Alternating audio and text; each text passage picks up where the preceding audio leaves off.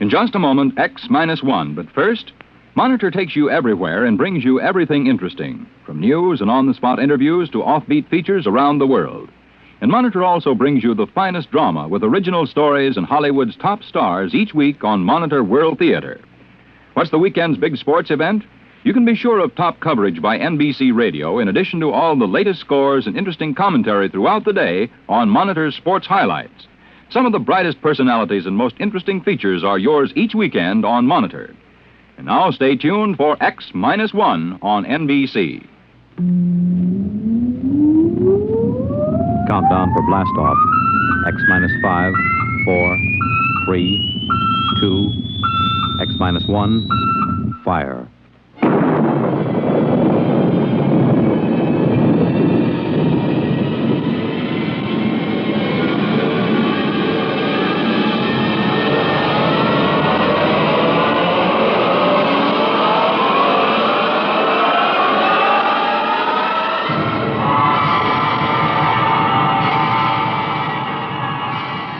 From the far horizons of the unknown come transcribed tales of new dimensions in time and space. These are stories of the future, adventures in which you'll live in a million, could be years, on 1,000 maybe worlds. The National Broadcasting Company, in cooperation with Galaxy Science Fiction Magazine, presents X minus 1.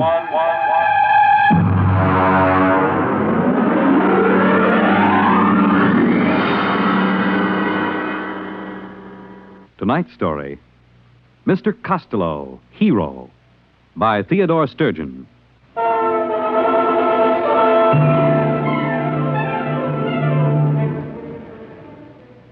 It began the day the skipper called me into his cabin. I'd been a purser aboard the spaceship Star Climber for almost 12 years, and I'd never yet been asked to Iron Man's cabin. But then a lot of strange things had been happening on this trip to Borengwen. Come in. Oh. Sit down, Purser. I said sit down. Yes, sir. All right. Here's a deck of cards. Deal. Sir? I said deal. 5-card draw. Go on, man. Yes, sir. Well? 3 of a kind, sir. You didn't draw. I beg your pardon? When you play draw poker, you're supposed to draw. If you don't draw, you're supposed to give your opponent a chance to draw. Now, mister, did you ask me to draw? Well, we haven't been playing that way recently. Who changed the rules? I don't know. Uh-huh. Let me ask you something else. You stood a watch last night in the ship's galley. Why, yes, sir. Has anybody ordered a galley watch? Well, no, sir, but it isn't against the rules, is it? Against the rules? No, it isn't. Now, tell me, does the cook mind having a man watching him 24 hours a day? Well, no, sir. You see, that way he knows everybody can trust him. You mean that way you know he won't poison you? Well, yes, sir. Now, tell me, Purser, who aboard this ship suggested that the cook might try to poison you? Well, I really couldn't say, sir. It just came up. Well, Cookie doesn't mind, sir. Really, he doesn't. He says if he's watched all the time, then nobody can suspect him, so he doesn't mind. All right. Now, let's proceed to something else. How long has it been customary for the deck officer to bring a witness with him when he takes over the watch? That's out of my department, Now, sir. think hard, Purser. Did you ever hear of a deck officer bringing a witness with him before this trip? No, sir. Or stand a galley watch? No, sir. Or play draw poker without drawing? No, sir. Now, one more thing. Yes, sir. We never had Mr. Costello as a passenger on this ship before, did we? Mr. Costello? Mr. Costello. No, sir, we didn't. Okay. Ask him to come to my cabin. But... That's an order, mister. Yes, sir.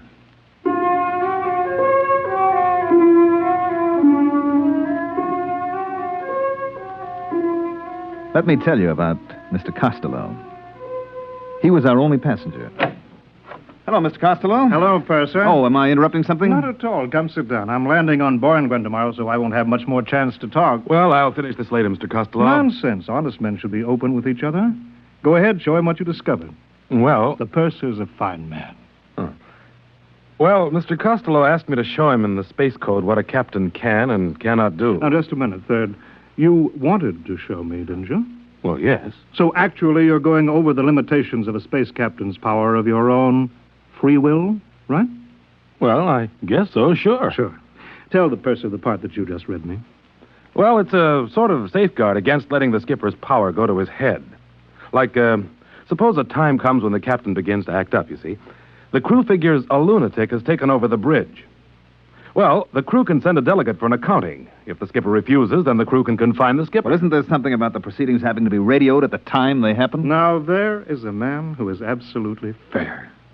Witnesses for the watch, safeguards on the kitchen. I tell you, you're all good men here.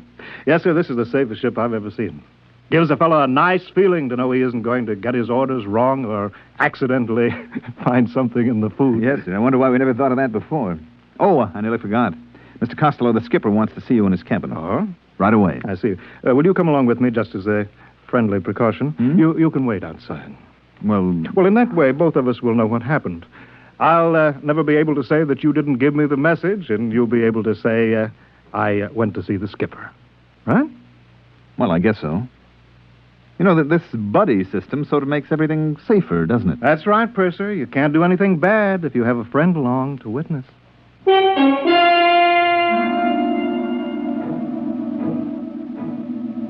Mr. Costello and I went to the captain's cabin, and I waited outside. After a while, I could hear them shouting. That is, I could hear the captain shouting. Mr. Costello never raised his voice. And let me tell you, Mr. Costello, that if my crew questions my sanity, they have legal recourse. But you can be sure that meanwhile, if a single man aboard questions my authority, he will learn that I am master of the ship, even if he must learn it at the point of a gun. Now, sir, get out. Wow. You okay, Mr. Costello? Yes, I'm fine. Did you hear anything? Well, yes, I did. Would you remember what you heard? I think so. Let's see. You see this little gadget, no bigger than a pocket watch? Well, yes, sir. What is it? Listen, I'll open it. If a single man aboard questions my authority, he will learn that I am master of the ship, even if he must learn it at the point of a gun. Whose voice is that? Why, it's the captain. Good man. But how... That's simple. You see, this little pin that I wear on my lapel here? This is a microphone. This watch is a magnetic recorder. I just use it as a toy, of course. Well, I'll be darned. You see, Purser, I'm a collector. What do I collect? Voices. Voices anywhere, anybody, anytime. Listen. A lunatic has taken over the bridge. Why, that's the third officer. Mm-hmm. Listen to this now. I better not, Mr. Costello. I wouldn't want you thinking I take bribes from passengers. Recognize it? Why, that's my voice. Exactly. The time you brought me the special radio message from Earth Central. And you offered me a blue gemstone, and I said Hey, that... listen to this. I take bribes from passengers. Well, if that isn't the end... Cute, huh? Well, I guess I'll get back to my cabin and pack. When do we arrive at Borengwen? 6 tomorrow morning. Oh, good. By the way, I'd like you to come see me when you put in there again. Well, that's very nice, sir, but you're an important man, and I'm just... Nonsense. I insist that you visit me. Well, that's real nice. Oh, by the way, what's the major trade on Borengwen? Blunker. Blunker? Yes, it's a kind of soft fur. You can make a warm coat out of it that will roll up into a thimble. You don't say. And the glunker trade, that's carried out by trappers? Mostly. Mm-hmm. They work alone and bring in the pelts. I see. They spend a lot of time alone, huh? That's right. You know, sometimes I envy them. I mean, working on a ship, you're almost never alone, and the way I see it, a man needs to be alone sometimes. Correction. Only, I repeat, only if he has something to hide.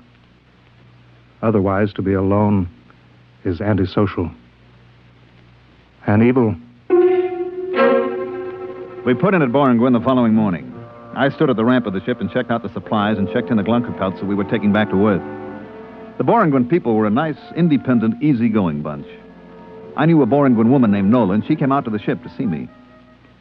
15,000 glunker pelts. Check. 300 pounds of radioactive ergite. Check. Just put that shipment of show seed over next to the ramp. Hello. What? Well, Nola. I saw your ship on the cargo manifest. Well, it's good to see you. Will you be on Borengwen long? Just for a day or so. Listen, I have to get this cargo checked in. Can we see each other later? I'll be through at the spaceport at 16 hours. Oh, good. Suppose I... Oh, excuse me a minute. Here comes our passenger. Well, good morning. I see we've arrived safely. Yes, sir. I expected you out before this. I had a few items to get in order. Oh, Mr. Costello, this is Nola. She's a Boringuena. Well, it's very nice to meet you. This is a real nice guy, Nola. See that he doesn't have any trouble with customs, will you? Nola works here. Any friend of the purser? Wonderful. Well, I'll say goodbye now. Remember to look me up, Purser, next time you hit Boringuen. I will.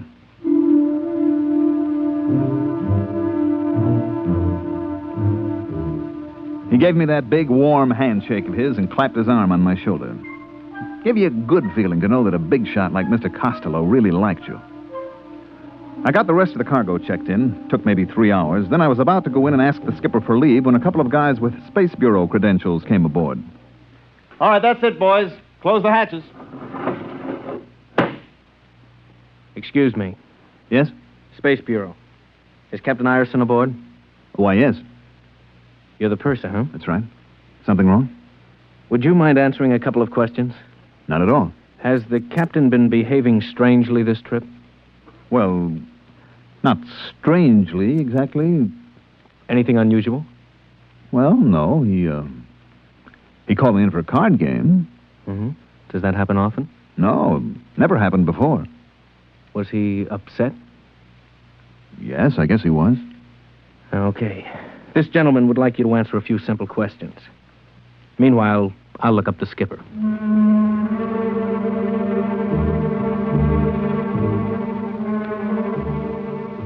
They took the skipper off the ship and left Boringuen the next morning with a new skipper assigned by the port captain.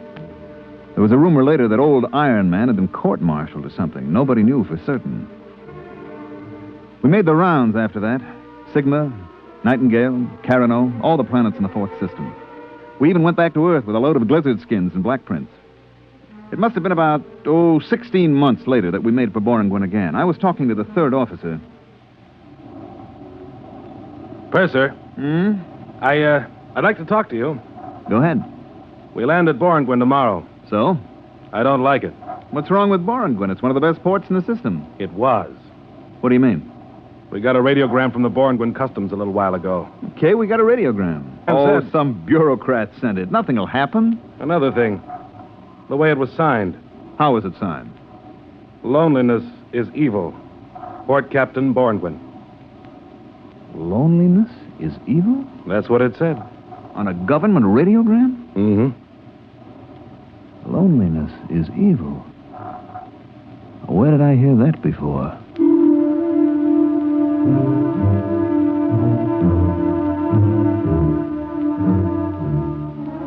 Well, we touched down on Boringuen at 1200 hours. What a change. The spaceport was deserted. The only people who came aboard were 2 agents from Customs.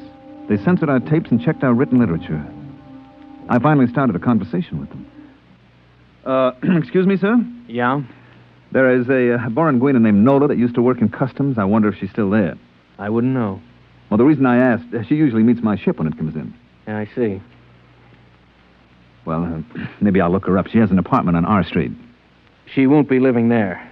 Try Central Barracks. Central Barracks? That big warehouse near the spaceport. I thought they stored the Glunker furs there. They don't use the warehouses to store things anymore. No? They need them for the people. The people? You haven't been on Boringuen since the Brotherhood movement? I haven't been here for 16 months. Well, you'll find that the people have moved into the warehouses now. Well, what about the apartments? What about the homes? They're used only for storage space. I don't get it. Look, we haven't got time to explain now. My partner and I have to get back to Central Control. Well, maybe I'll go to try and find Nola. Better take a companion. What for? They don't like soloists on Boringuen. Since when? Since Brotherhood.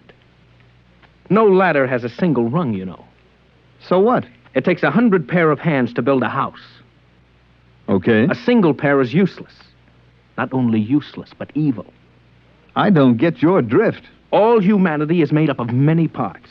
Any part that wants to go off by itself hurts the main thing. What good would your hand be if a single finger suddenly decided to go off by itself? Listen, is this a gag? It's deadly serious. Well, suppose I want to go off by myself. We'll help you. And suppose I don't want to be helped. Then you're a trapper, a glunker. You'll be sent into the bush country where the other soloists are sent. Holy smokes, this place has gone mad. Are you coming with us? Look, just suppose that I want to walk across the field to the warehouse by myself, all alone. You can try. But you won't get 2 steps before they pick you up. Take our advice. Get a companion.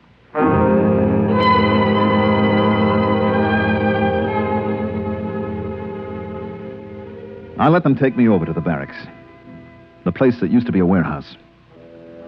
It was unbelievable. The place had been completely cleared of every wall, every partition. There, in front of my eyes, were 10,000 beds, cots, and mattresses spread out over the entire floor of the warehouse. The light was blinding. Huge floods and spots bathed every square inch. Nothing was concealed. Even the plumbing, the showers, tubs, sinks were lined up against an open wall. The agents came in with me and stood at the door. A cluster of Boringwin people waited in a roped-off area. This is it. Wow. The customs personnel are in that 3rd aisle, going north. I'll walk down there. Thanks for the company. It's a duty.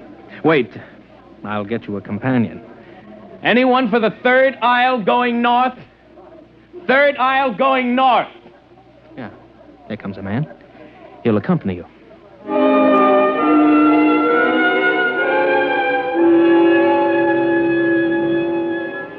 A small, frightened-looking man detached himself from the waiting group and went with me up the aisle of the warehouse. The sound, the smells were frightening. Thousands of people milling around, no privacy, everyone terrified of being alone. I wondered how this had happened. Finally, after an hour of searching, I found my friend Nola. So that's the way it is on Boringwin now. Nobody seems to know just how it happened. Just seemed better to be with somebody all the time. Then nobody could accuse you of doing anything wrong. But somebody must have started these accusations. Somebody must have put the fear into people. I don't know. It started with the Glunkers. The fur trappers? That's right. We began to hear things about them. That they were thieves, that they planned to take over the city. Just rumors, of course. And pretty soon, if you didn't like somebody, you called him a Glunker. Then there were signs. No Glunkers allowed. You know? Oh, I saw some. You began to hear about it on the televisor, and pretty soon they appointed a committee to investigate and find out if there was any truth to the rumors about the Glunkers. It was headed by Mr. Costello. Costello? Mr. Costello? He's a big shot now. Owns half the city, I guess. Well, it can't be the same one. Yes, it is. I've seen him. When did everybody move to the central warehouse? When the police started picking up soloists, everybody began to move in together. Didn't take long. That's the strange thing. How little time it took.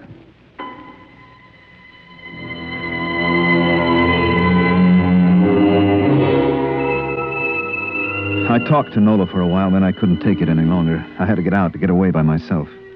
I found somebody who was going toward the exit, and after a while, we were standing outside the warehouse entrance. I'm going south. I'm going north to the spaceport. Oh. Tell me, does anybody travel alone? Sometimes we take a chance on it. I guess I'll have to take a chance right now. I'll be late for my job if somebody doesn't come along soon. Where do you work? That orange building right across the street. Would you like me to walk with you? Oh, you'll just get stranded there. I'll make a run for it. The street looks clear. Well, thanks for the company. Not at all. So long. Hey, mister, look out, that car. Look out! Why, you... Is he dead? Yes, sir. That was deliberate. I saw you. Hello, Purser. What's Mr. Costello? Yes, I'm sorry about the accident. My chauffeur was... He tried to run away. That's what happens to soloists. If he'd had a companion to warn him, to thrust him out of the way. You understand that, don't you, Purser? I don't know. Climb into the car. You can't go wandering about Boringwin alone. Well, Police will take care of the body. It's all right. Okay, if you say so, Mr. Costello. Drive to the spaceport. Yes, sir. Well, what do you think of our little planet? Well... I knew you'd like it. Just think of it, Purser. All humankind, a single unit. Yes, this is a people that has found the truth. It awes me. Makes me humble. Speak up, man. I'm your friend. Well, I was going to say, I'm not sure I like it. Well, take your time. Nobody has to make a man see the truth. Isn't it right? Well... That's right, isn't it? Yes, I guess it is. Fine. Yes, only the trappers refuse to see the truth. Are they really dangerous? Dangerous? They go out and spend weeks alone by themselves, don't they? Alone with their own evil thoughts. Evil thoughts? We all have them, you know. Even you. For example, you remember this? Well, Well, this should refresh your mind. Listen to this. I take bribes from passengers. Your voice, Purser, and a very evil thought, too. But that isn't what I said. That's what's on the tape, Purser. Now, then, I wouldn't use it against you, of course. Mr. Costello, what is it you want from me? Nothing.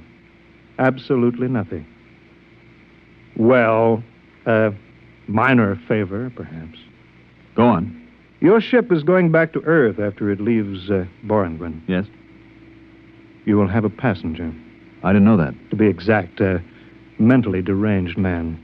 Who is he? His name is Hines. He's been the Earth consul here on Borengwen. He's been recalled to Earth to report. You said he was mentally ill? He is, but the Earth government doesn't know him. Well, what can I possibly do? I wouldn't want Mr. Hines to go back and tell them a lot of lies about what's happened on Borengwen. Well... Purser, I want you to put this capsule into Mr. Hines's food. What is it? Oh, sleeping potion. You think I'm a murderer, Mr. Costello? Purser, do you know what will happen if this tape recording of your voice is sent back to Earth? Do you know what they do to pursers who take bribes? You'll be court-martialed. You'd use it? Only in the interests of protecting our happy society. Now then, will you see that Mr. Hines is properly sedated? You can get 10 years of Uranus. Well, Purser? Give me the capsule. Good. Ride over to the ship, driver.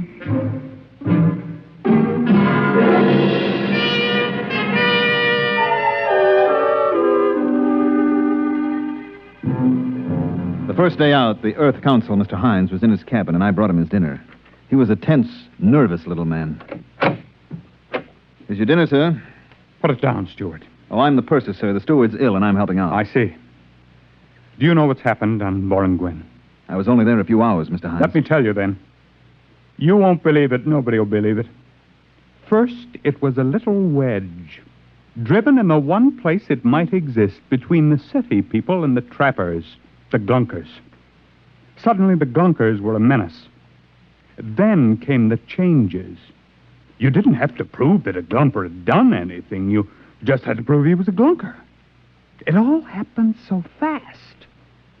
Pretty soon you were afraid to be alone for a second. There was a man named Costello. He came from Earth. I know him. You know him? He went to Borengwen on this ship. Then you must be the one. The one? Which one? Who testified against your captain for the court-martial. What?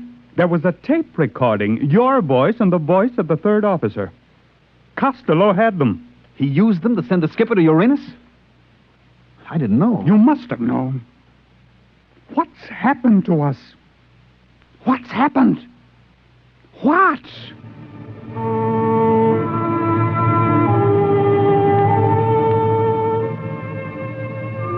I got him into his bunk and gave him a sedative.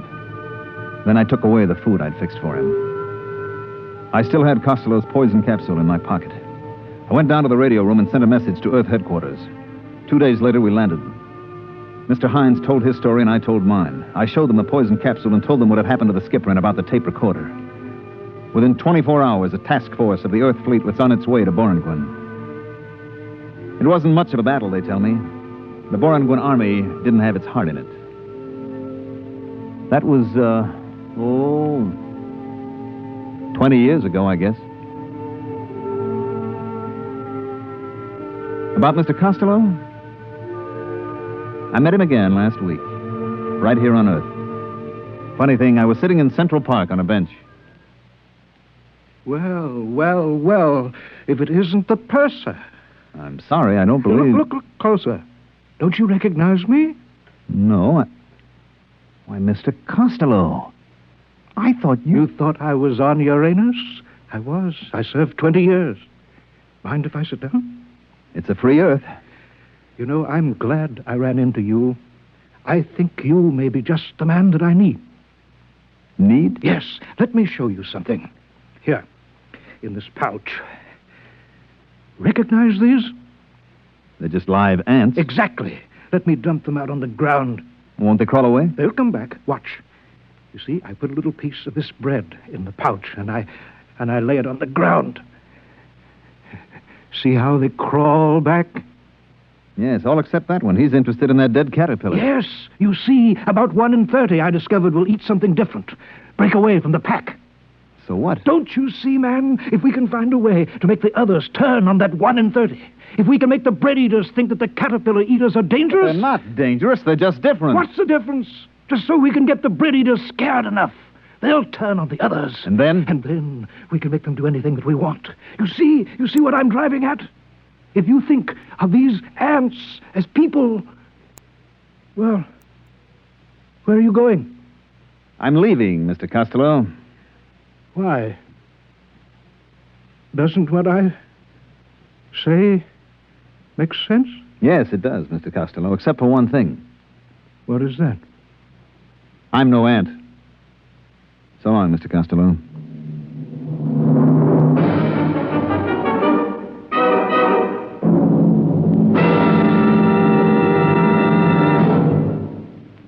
You have just heard X-1, presented by the National Broadcasting Company in cooperation with Galaxy Science Fiction Magazine, which this month features The Claustrophile, an unusual story by Theodore Sturgeon, which turns common sense completely around and plumps it down squarely on its feet. Galaxy Magazine, on your newsstand today.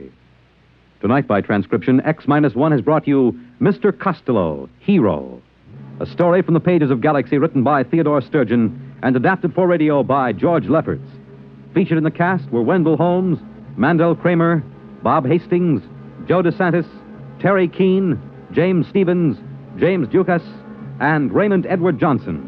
Your announcer, Fred Collins. X-1 was directed by Daniel Sutter and is an NBC Radio Network production.